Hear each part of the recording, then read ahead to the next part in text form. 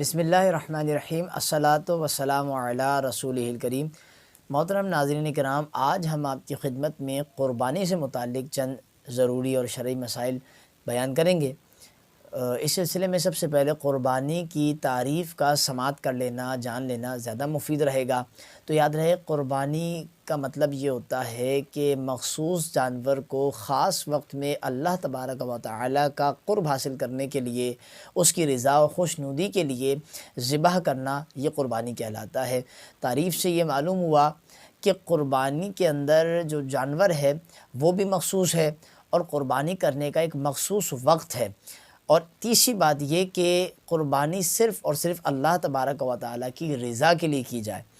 تو انشاءاللہ آگے جا کے ہم سماعت کریں گے، یہ بھی جانیں گے کہ قربانی کے وہ کون سے جانور ہیں جو مخصوص ہیں اور ان کے متعلق جو بھی شرعی احکامات و مسائل ہیں، انشاءاللہ ہم سماعت کریں گے۔ ابھی آج سب سے پہلے جو اہم سوال یہ پیدا ہوتا ہے قربانی کے حوالے سے کہ قربانی کس پر واجب ہوتی ہے۔ ہمارے لوگ اس میں بہت کنفیوژن کا شکار رہتے ہیں، پریشان رہتے ہیں کہ آیا مجھ پر قربانی واجب ہے یا نہیں، اس کا میں کیسے اندازہ لگاؤں، کیسے پتہ لگاؤں۔ تو اس سلسلے میں دیکھیں، آپ پریشان نہ ہوں، بنیادی شرائط کو آپ سمجھ لیں اور یاد رکھ لیں اور اس کی روشنی میں اپنا محاسبہ کر لیں، تو انشاءاللہ تعالیٰ آپ کو بہت آسانی کے ساتھ سمجھ آ جائے گا کہ آپ پر قربانی واجب ہے یا نہیں۔ تو دیکھیں، سب سے پہلی شرط ہے مسلمان ہونا، یعنی کافر پر قربانی واجب نہیں ہوتی۔ دوسری شرط ہے بالغ ہونا، یعنی نابالغ شخص پر قربانی واجب نہیں ہے۔ تو جو نابالغ ہے، اگرچہ اس کی ملکیت میں کتنا ہی مال کیوں نہ ہو، اس پر قربانی واجب نہیں ہوگی۔ تیسری چیز یہ ہے، شرط یہ ہے کہ مقیم ہونا۔ مقیم سے مراد یہ ہے کہ وہ شخص مسافر نہ ہو، حالت سفر میں نہ ہو، اور سفر سے مراد یہاں پر شرعی سفر ہے، یعنی کہ کوئی شخص اپنے شہر کی مضافات سے اگر 92 کلومیٹر دور جا چکا ہے اور جس جگہ پر، جس شہر بستی وغیرہ میں وہ سفر کر کے گیا ہے اتنا،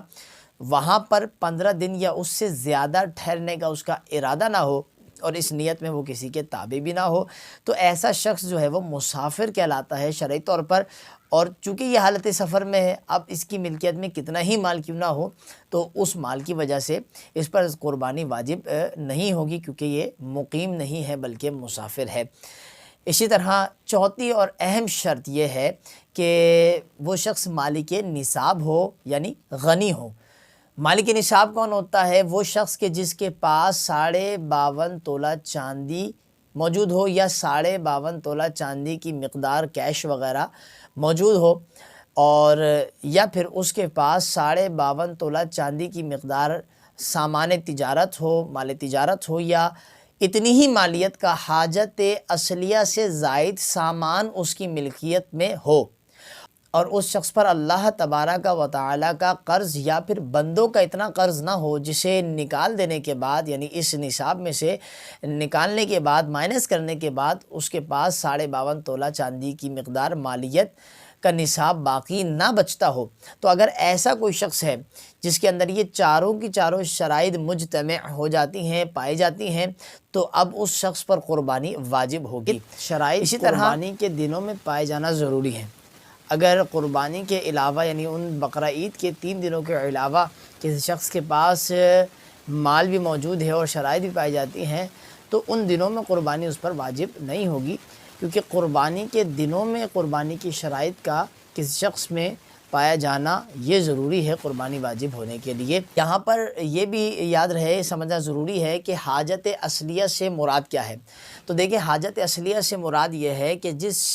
شے کی، جن چیزوں کی ہمیں زندگی گزارنے کے لیے ضرورت اور حاجت پیش ہوتی ہے، تو وہ تمام کی تمام چیزیں ہماری حاجت اصلیہ میں، ضروریات زندگی میں شامل ہو جاتی ہیں۔ مثال کے طور پر ایک رہائش کا گھر ہے، تو اگرچہ کتنا ہی بڑا کیوں نہ ہو، اگر وہ استعمال ہوتا ہے اور وہ رہائش اس کے اندر اختیار کی ہوئی ہے، تو اب یہ گھر چونکہ رہائش کا ہے، اس لیے یہ حاجت اصلیہ میں شامل ہے۔ اسی طرح پہننے کے جو بھی کپڑے ہیں، اگرچہ کتنے ہی مالیت کے کیوں نہ ہو، اگر استعمال کے ہیں تو حاجت میں شامل ہیں۔ اسی طرح کسی شخص کے پاس دکان ہے جس میں وہ کماتا ہے، کاروبار کرتا ہے، تو اگرچہ وہ دکان کتنی ہی مالیت کی کیوں نہ ہو، کیونکہ اس کی حاجت میں شامل ہے، اس لیے اس دکان کی وجہ سے اس پر قربانی واجب نہیں ہوگی۔ اس کے علاوہ جو حاجت اصلیہ کے علاوہ ہوتا ہے، ان کی مالیت کا اعتبار ہوگا قربانی کے وجوب کے سلسلے میں۔ مثال کے طور پر ایک شخص کے پاس ایک تو رہائش کا مکان ہے، اس کے علاوہ 2 یا 4 مکان یا ایک اور مکان اس نے کرائے پر دیا ہوا ہے جو اس کی حاجت سے زائد ہے، ظاہر کرائے پر دیا ہوا ہے، یہ اس کی حاجت سے زائد ہوا، تو اس مکان کی مالیت اگر 52.5 تولہ چاندی کی مقدار ہوتی ہے، اب چاہے تنہا یا پھر دیگر چیزیں مل کر 52.5 تولہ چاندی کی مقدار پہنچے تو پھر اس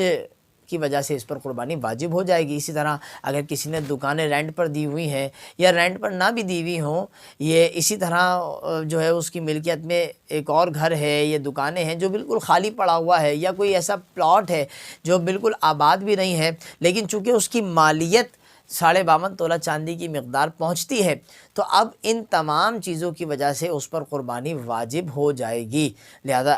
ایسے لوگوں کو اس پر غور کر لینا چاہیے اور شرائط کی موجودگی میں اپنا محاسبہ کر لینا چاہیے۔